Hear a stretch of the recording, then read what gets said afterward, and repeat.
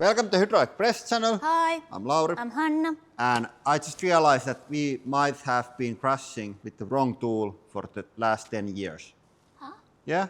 Okay. Because we have been crushing with the flat tool. Yeah. But we don't truly know which is the best tool shape for crushing. So today we're going to try out. Okay. Check out this.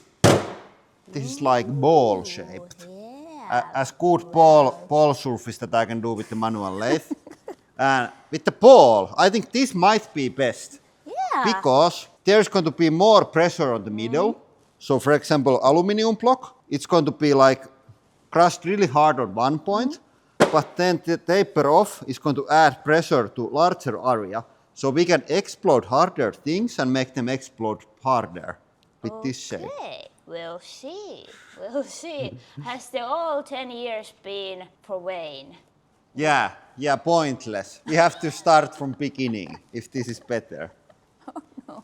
So let's bolt this to the machine and find out, are we total idiots? And we are going to do calibration crush with the flat tool on end of the video so we can compare our findings. And today we have so exploded items that I didn't put the camera here, it's outside. But I have new action cameras. And I put this on slow so we can watch out the pressure. Yeah.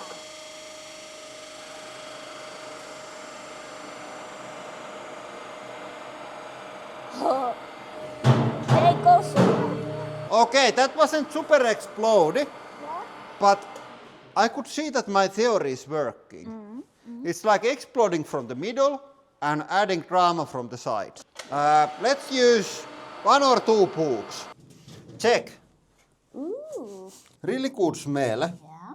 And it's like cup shaped. They went really flat before explosion. Okay, I assume that these are going to be more exploded. And usually with the flat tool, these would take about all of the force of the machine. So if this makes things more exploded, this should explode around maybe 200 or something.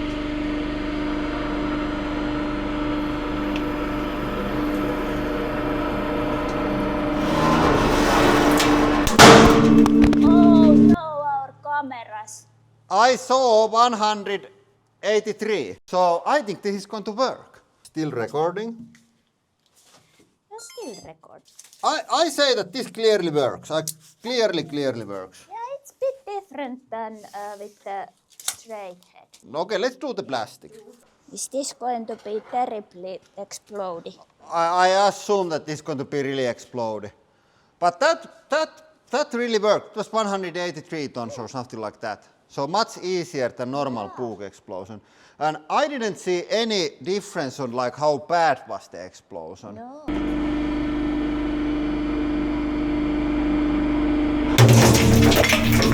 Okay, that's too weak.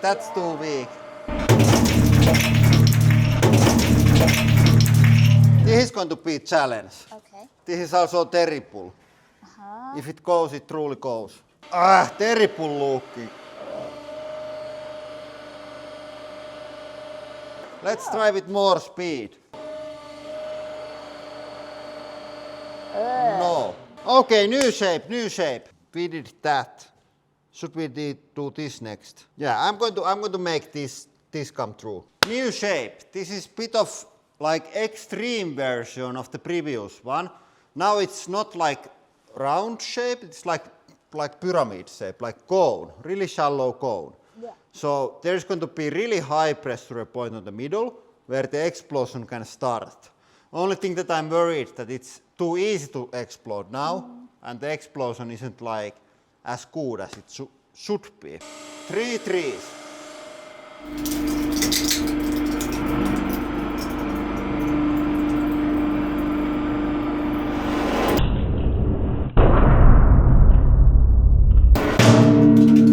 It was okay. That was funny. I had like stop on the press so we don't like ruin the spike on the table. And it exploded exactly the same spot where it stopped. So perfectly calibrated machine. Let's take a couple pokes. And if you think how we can stop the workshop press just on the right moment before breaking the tools, it's because the position sensor. This is not like a stock feature on the ProfiPress machines, but if you need this, you can order it with any workshop press. It just needs the computer controls. But it's great if you have to do precise work where you have to stop on exactly the same point every time. And you can calibrate the position separately from the force. So you can put like 50 tons or 100 millimeters or whatever you need. Yeah, but if you need good machine, there is sales email down in description. We sell these machines, so go check it out. Okay, here it goes.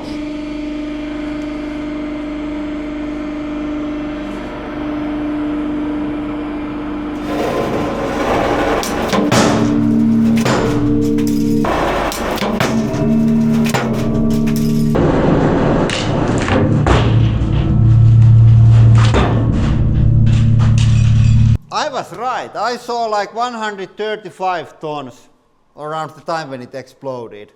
And it was weaker, wasn't it? Yeah, it was like poof.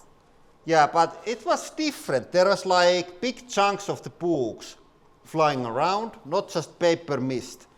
So I think there is a place for this tool. And the place might be the aluminium blocks. Okay, let's have a look on the high speed. And they went like one by one. First one and then the second one. There it goes.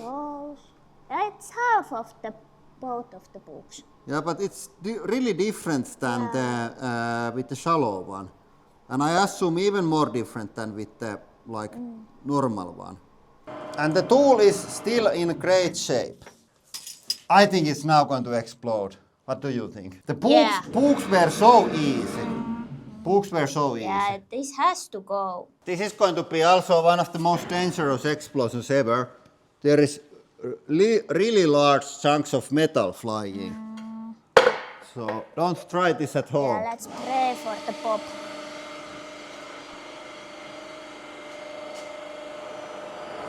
Oh dear, oh no, oh no. It sank in. I try with the speed. I think it was closer. I go flip it around. Oh my god! Oh, terrible, terrible, terrible. Is it right? Yeah, I saw that. Now it's going to 100% explode when we push it here. No. I don't know if I want to watch it at all.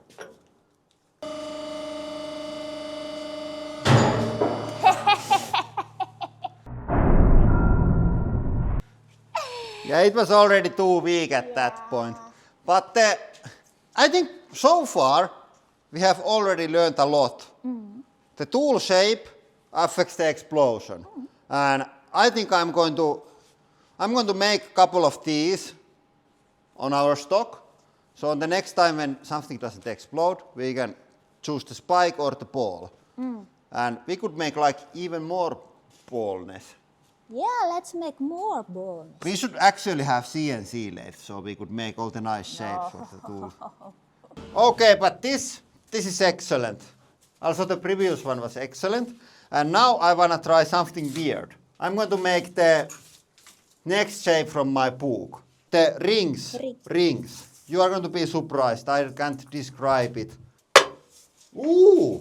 It's like art piece. Yeah, these are like really romantic art pieces because these fit together, so you can give that to your best friend. And then you can always... Yeah, you can always fit your pieces together. Yeah, I really like fitting pieces together. New tool is ready and it's beautiful. What is this going to do? I don't know. I have a couple theories. There's going to be ring-shaped high pressure regions on the things that we are crushing.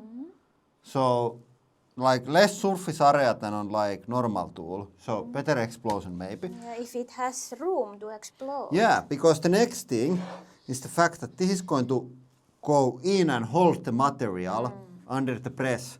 So it doesn't let, for example, the paper to flow out. So it's going to make it easier and harder to explode at the same time. Really hard to say what's going to happen. Here it goes.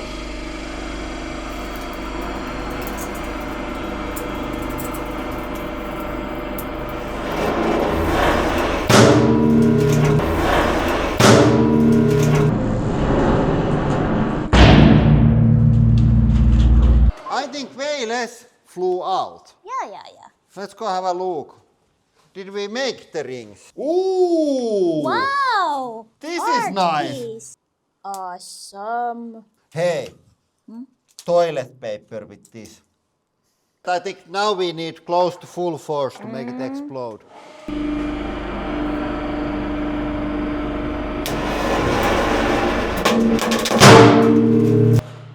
Yeah, it was stronger. I saw 240 tons. Okay, hard to say was it any less material flying because there was so much stuff flying. Wow. Yeah, it keeps the material under the press. That's super nice. I go get one toilet paper roll now before we mess up the tool. Okay, now the toilet paper. And this stays really well together. This is going to look really nice. We need a bit bigger tool. But it's like it's really hard. Hey, I'm going to make a mold and start to produce sheet paper parts. Type down in the comments what parts you need manufactured from sheet paper. Aluminium. Aluminium. Oh.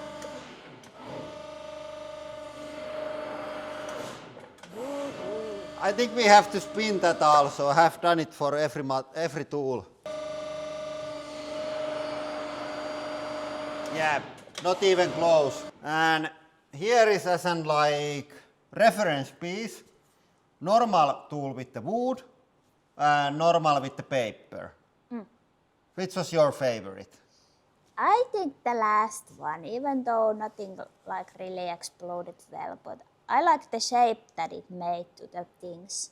I think my favorite was the ball tool because it makes explosions happen a bit easier but still keeps them really nice.